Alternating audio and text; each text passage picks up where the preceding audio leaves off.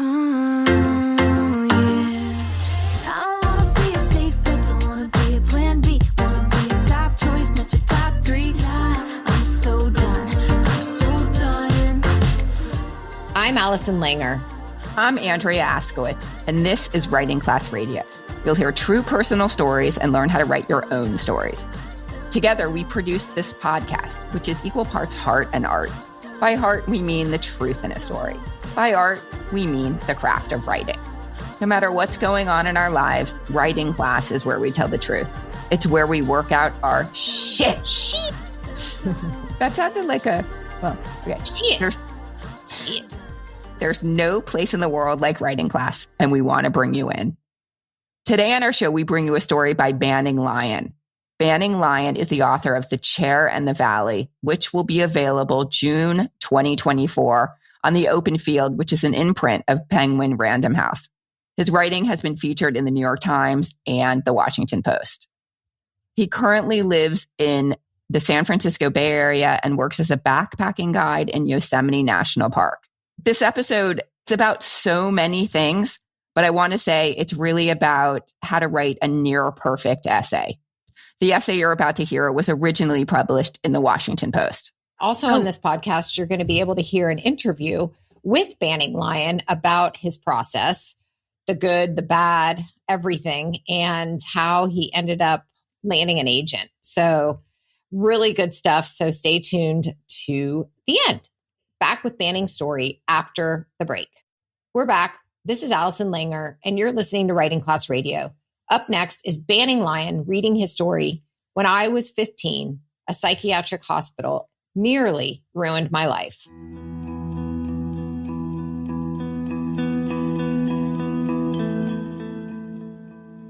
I've worked as a backpacking guide in Yosemite National Park and Point Reyes National Seashore for over a decade. On an average workday, I'll patch a client's blistered feet in the rain, shoo away bears, and make daiquiris for folks using rum, Kool-Aid, and snow. But the truth is that I've spent most of my adult life avoiding people. Because before I became a guide, I've been a victim of one of the largest mental health care fraud scams in the history of the United States. When I was 15 in 1987, my school counselor called my estranged parents and told them I was suicidal after I'd given away my skateboard. She said it was a call for help. I told them it wasn't true. I bought another board, I said. My friend broke his, so I gave him mine. I wanted a different one. It didn't matter. The next day, they signed me into a psychiatric hospital owned by a company that would eventually plead guilty to paying kickbacks and bribes for patient referrals, leading to the largest settlement ever between the federal government and a healthcare provider at the time. I spent 11 months sitting in a chair facing the pastel-colored wall of my room, sometimes for up to 12 hours a day. The staff called it chair therapy. They said I was supposed to think about my problems. Most days I was forced to eat alone in my room, with a tray of food resting on my lap while I stared at the wall. I wasn't allowed to go outside, touch anyone, or speak privately with my parents or other patients. I eventually grew so sensory deprived I could smell rain or sweat on the incoming staff's clothing, even from a distance. By the time I left the hospital, I was the scattered wreckage of a teenager. The chaos and noise of the world filled me with a superheated rage. I spent most of high school fantasizing about publicly hanging myself from the rafters of the gym. But the one thing that brought me genuine happiness, that quieted my flashbacks and intrusive thoughts, was being outside. After nearly a year of living in the equivalent of solitary confinement, even the sight of a few finches splashing in a rainy puddle brought tears to my eyes. Every detail of the natural world seemed surreal now. Before I began working as a guide, I'd long believed that other people were better or more normal than me. Only a handful of my friends knew details of my past, that I'd watched the hospital staff strap kids to beds, sometimes for weeks and months at a time.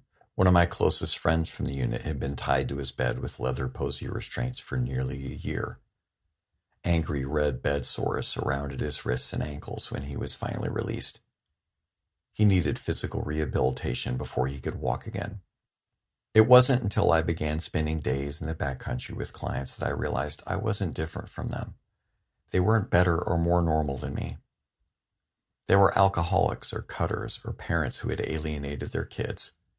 They had lost siblings and spouses to cancer and suicide. Once, early in my first season, a freckled woman from Boston, with the accent to prove it, broke down in tears while we were carrying water back to camp. "My dad died last year," she said. "He won't be there to walk me down the aisle. He'll never be a grandfather to my kids." Her partner was on the trip with her.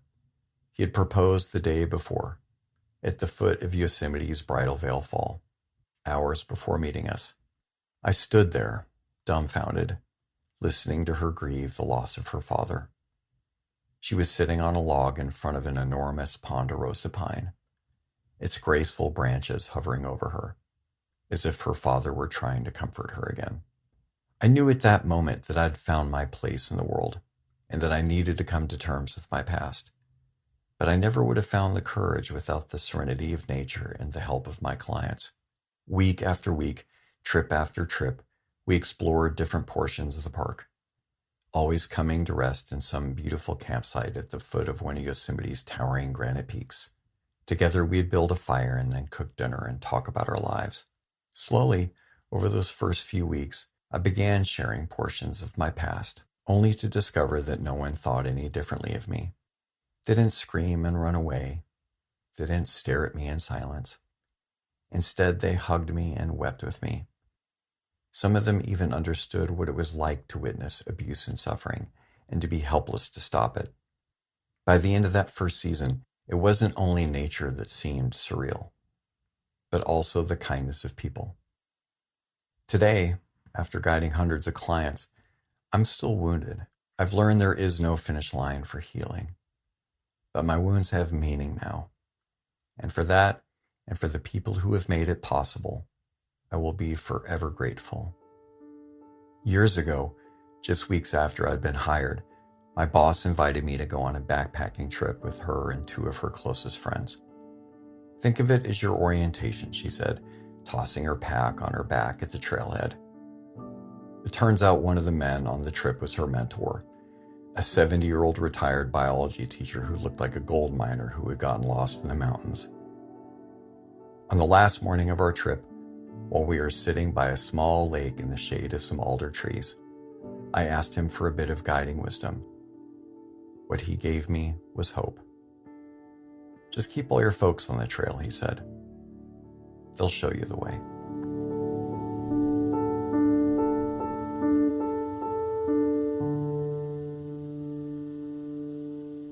Can I start? I want to start. There's so much I want to say about this essay, and hearing it right now, I have tears. I'm so moved. The read was so gorgeous. The whole story is so hopeful, even though fucking shit what he went through. And there's these two moments that I noticed this time that were all about hope. I'm going backwards, but it's the last two lines. So he lands the story so perfectly. What he gave me was hope. This was the advice that he got from the older man. "Just keep all your folks on the trail," he said. "They'll show you the way." And then the other part where he was talking, it was just 3 paragraphs up, where he's talking about how once he started sharing what happened to him, how other people were just they didn't scream, they didn't run away. And it wasn't only nature that seemed surreal, but also the kindness of people. I mean, this narrator has every reason to fucking hate humanity, but he doesn't. And this story just shows us why. I feel like it really says a lot about him. Well, what we talk about when we receive stories and when we talk about stories on the podcast is mostly about how much we learn about a narrator.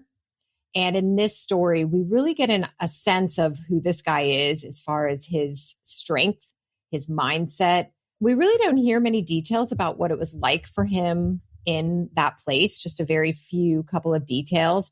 And that's not what we need, because that was many years ago. We're really interested in how it's impacted him now. And this narrator does that really, really well. I mean, I am interested in what it was like for him at that hospital. And I am interested in his backstory. And he did write a whole memoir. Oh, yeah. So yay, because I can't wait to read it. But for this essay, you're right. He didn't need to go into all the details about that nearly a year that he spent there. He gave us just enough. Sometimes I like a before, like what was life like before? And this narrator gave us really one word, 2 words to show us the before. And that was my school counselor called my estranged parents. So we know that his parents are estranged. That's all we know. But I so believed him based on what then happened.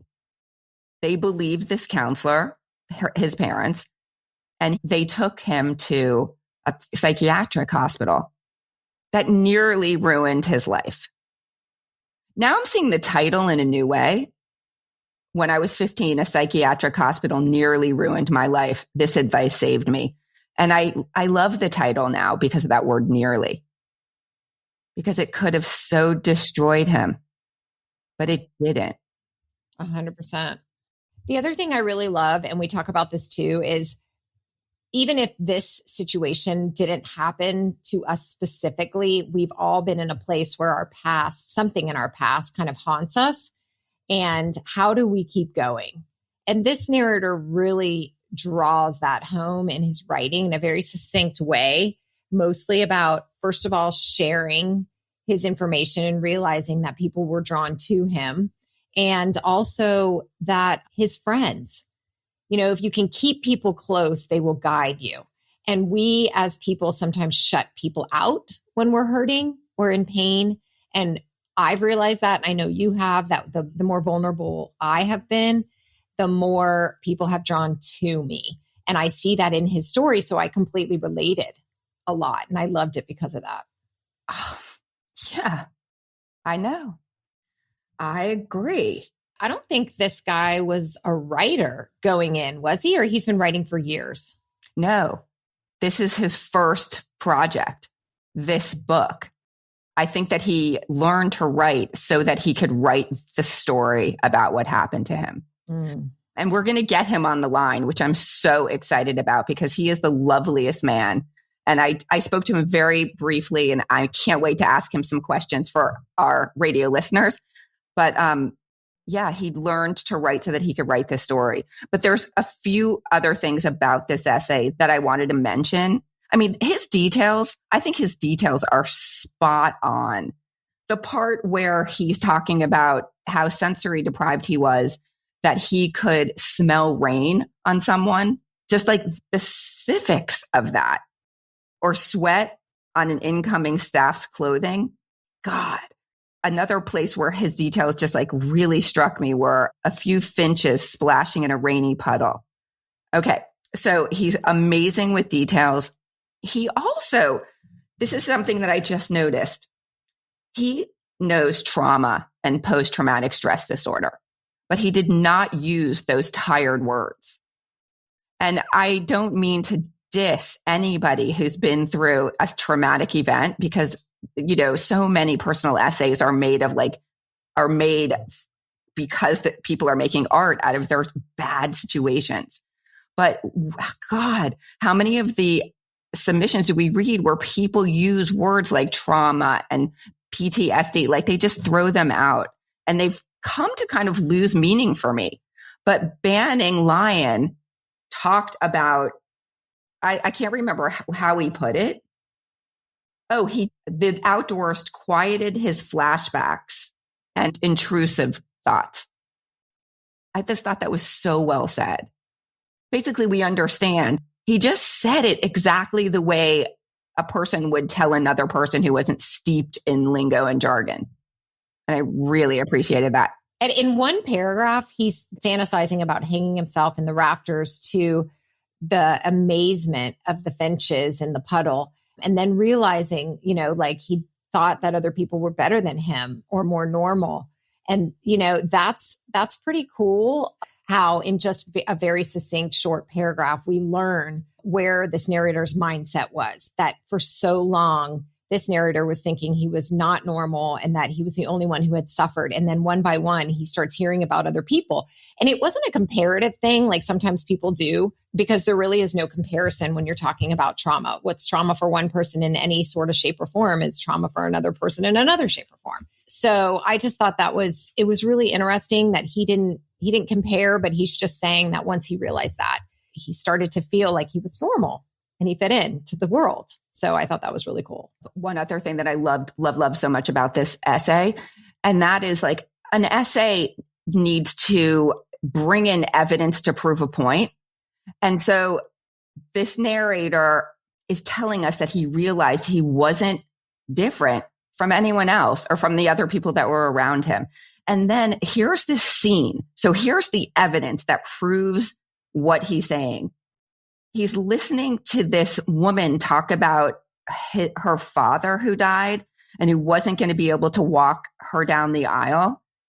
I stood there dumbfounded, listening to her grieve the loss of her father. She was sitting on a log in front of enormous ponderosa pine, its graceful branches hovering over her as if her father were trying to comfort her again. I'm like, I got chills. There's the evidence. There's this moment. It's a scene. It's gorgeous. It's everything a personal essay needs to be. And now I'm distracted because the beautiful Banning Lyon is sitting in front of us on our Zoom.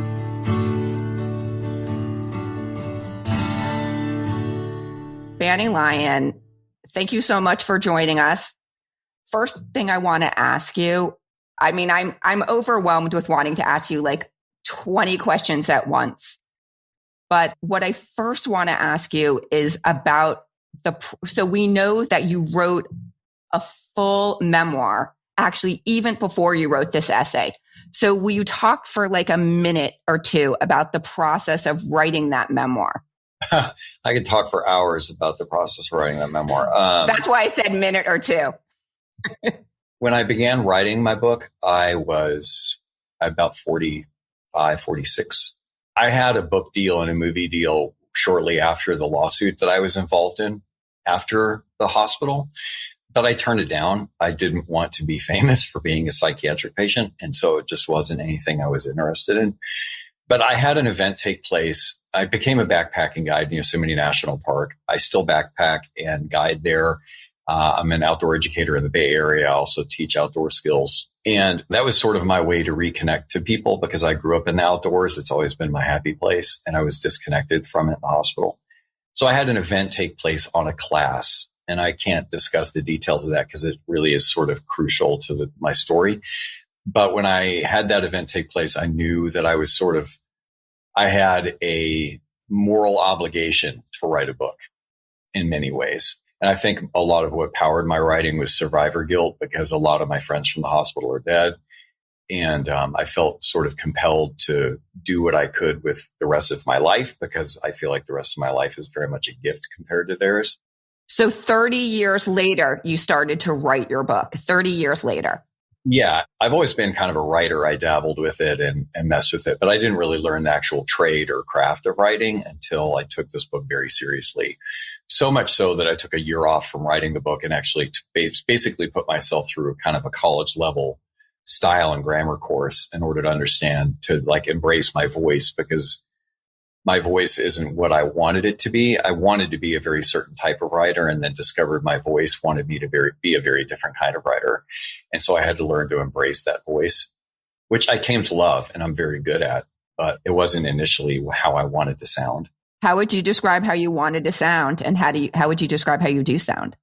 I wanted to be very sort of writerly. When I first started wanting to write, I wanted to embellish everything and really get into details. And I think there's a time and a place for that in writing. But I found out that I actually write very economically. I write basically like a journalist. And that, I think, in many ways lended itself to my story because it's very long and I needed to keep it brief. I just want to interrupt for a second to say to anyone listening, sometimes it's really important to get out of our own writerly minds, like writerly in quotes, and just tell the story. And I think that you are a great example of someone who'd learned to do that. I know it based on your essay. Your essay is just a great, well-told, not pretentious, not writerly, perfectly told story. So how long did it take you to write the full memoir? And tell me a little bit about, like, you told me this the other day on the phone, but like, what was your process? Like, what you put yourself through? Yeah. Writing my memoir took me in total a good 6 years. And it included probably 3 full rewrites. My initial first draft was entirely too long. And so I cut my manuscript nearly in half by the time I had finished. And I'm not one of those writers who just for the sake of writing is going to write every day. But if I have a project, I write every day, period. No exceptions, 7 days a week. And when I was writing my book, I wrote often no fewer than 10 hours a day and probably as many as 16. And I often did not eat. I wouldn't take breaks. I wouldn't stand up for hours and hours and hours at a time, which to me is totally normal because when I lived in the hospital, that was my life. And so it's a familiar place for me to just sort of go into my head and live there for many hours and not eat or drink or do anything and then sort of come to it. Was it comforting when you were writing your book, or was it a sort of a form of self-torture? Both. I think in many ways, revisiting my past was both horrifically traumatizing and comforting because there are people from my past who are no longer here, who I could only really spend time with in the book. And so my book in many ways is a love story, like a love letter to those people. And I won't say it was like masochistic, but at many times I felt as if I was doing harm to myself by writing because it was so incredibly painful. I'd spend hours crying while I was writing, knowing that it was really good writing, but I just simply couldn't stop because I was in the right place emotionally in order to get into what I needed to get into in order to get the words on paper. It was a very, very, very brutal process that took me many years. And I often wonder sometimes looking back now, if I had known what this entire journey to publishing would be like, would I have done it? And I would ultimately. I know that in my heart of hearts because it's also been very cathartic and therapeutic for me to have undergone this process. I think ultimately it's been a net gain and goodness. When you were finished with The Chair in the Valley, what did you do? How did you get your agent? Because I know that you got your agent and your publisher in a very unusual, and you're a testament to the brilliance of your writing. You got an agent that way. You have very few shots to get your memoir in front of an agent. You basically can do it once. And then when you're turned away, you don't have another chance to really chop your book to that agent or agency. And so of really good, high quality agents, you have maybe 100 to 200 in the United States or in the world, really essentially. And so I knew my book had to be very, very, very good. And so I worked on really tightening it up. I worked on writing a really tight query letter, which a good friend of mine who's also a writer helped me with. I wrote ultimately about 40 query letters. And I got, I think, out of those maybe 8 full requests, which is about par for the course, I think, for most writers. The few rejections I got were very kind. They were often like, we're not the right agency for you, or I'm not the right agent. I think you'll find a home for it. So from the very beginning, really my top pick was an agent named Meg Thompson. I just sort of had this gut feeling that Meg and I would resonate, and I'm not sure why exactly. And then I read an interview with her in Kirkus. They asked her, what's your least favorite genre to get queried? And she said memoir. And she said, because it's often just derivative or some story that's being retold, and that she really loves memoirs, but they're just good ones are so rare. And so I don't know what inspired me in those words. I was like, that's my agent. Like I just knew. And so I queried Meg, and I basically had written her off because, as most writers who are querying understand now, silence really is the common rejection. Getting a rejection letter is actually kind of a rare treat. But one thing that you told me is that you queried Meg Thompson cold. You didn't know anyone that knew her. And the game lately is you really need to say, so-and-so suggested I query you. but you didn't have that. You didn't have a step into the door.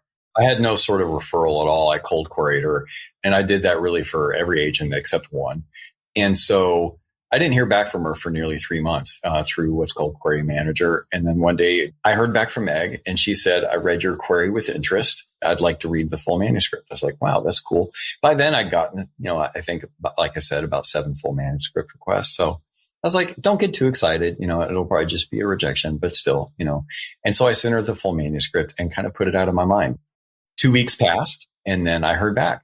I sent her a proposal. So I was like, okay, I'll just sit here with twiddling my thumbs. And so 2-3 weeks passed, and I just was like, okay, I guess she didn't like my proposal. And I was a little heartbroken because Meg was my number one pick. And then one day I was actually in kind of a sour mood. I was really sad and kind of mulling over this defeat that I had been looking so forward to. I was very deflated that day. I came home and I was cutting watermelon for my daughter, and my email alert went off, and I just grabbed my phone just offhandedly and looked at it, and it said offer representation from Thompson Literary Agency. I broke down to tears. I mean, I sat on the floor and just started crying. It was a huge, huge moment for me. But the way that you did it was seriously like 0.1% of anybody who gets an agent out of the slush pile. And so it is so amazing and fantastic. Yeah, as most writers know, it was like winning the Powerball lottery. It was really a huge, huge, huge, huge thing for me. But then, then you have to find a publisher. And so that was a whole nother part of the journey. So tell us just quickly who your publisher is and what's the release date. I'm being published on an imprint called The Open Field, which is Maria Shriver's personally curated imprint on Penguin Random House. And my book is slated to be released in June of 24. One last thing I want to say is that most writers, they try to get the attention of an agent through a splashy story like the one that we just heard in the Washington Post. But you got the agent and then you wrote the story in the Washington Post. So your story just stands on its own. Your story is beyond beautiful and tragic, and you bring meaning to it in a way that's amazing. Thank you. My essay was quite easy to write. It only took me like 45 minutes to write the essay. By then, I was a very practiced writer. Don't tell us that, Banning. So let me elaborate quickly, because while the essay took me 45 minutes to write, the last paragraph took me 2 days to tweak. So the day I got it, I was like, okay, this is done. I just knew it. Well, it really took 6 years of writing the book and a lifetime of experience, and then 45 minutes plus 2 days. So well done, Banning Lyon. I think for us, like just being able to share your words with our listeners is so amazing. So thank you so much for taking the time and doing that with us. Really. You're all very welcome. Yeah, thank you. It's goofy to say you're an inspiration, but I'm inspired. Thanks for your interest. It means a lot to me. Love it.